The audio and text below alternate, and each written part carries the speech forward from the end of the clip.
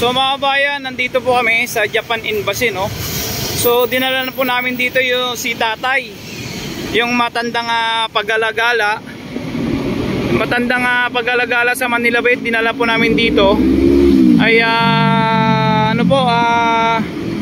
tinaboy kami. At hingi sana kami ng impormasyon na may isang hapon na makausap. At tinaboy kami. At buti na lang ay may tumulong dun sa matanda. So ganito ba talaga dito kababayan nila ay hindi matutulungan. Grabe naman itong embahada ng Japan ito. Kawawa naman yung kababayan nilang Hapon. Hindi pinapapasok. Ayun o.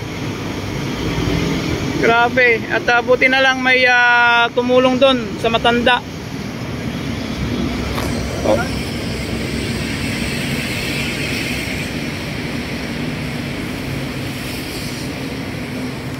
Ayan, so mga kababayan, at ito po yung tutulong dito sa tatay na Hapon na pag-alagala sa Manila Bay ay Shinrai Travel and Documentation Services. Yung mga gusto pong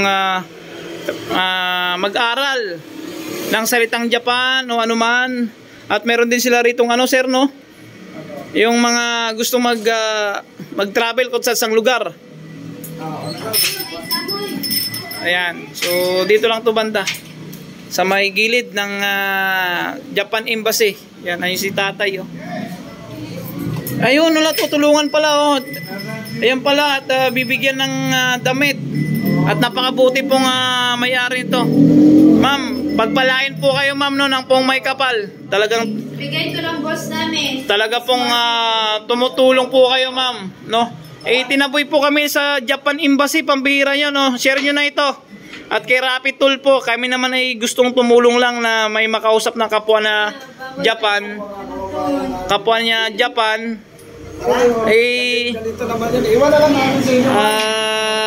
Hindi kami pinapapasok doon. So maraming salamat sa may-aring travel agency ito na si Shinrai Travel and Documentation Services. At sila po ang tutulong dito kay tatay na may balik sa Japan. So ma'am, anong pangalan nyo, ma'am? Myra, thank you po, ma'am. And then God bless po sa agency po ninyo na sana marami pang branches. Ito, siya po yung tutulong. Sila po yung tutulong dito na makabalik sa Japan.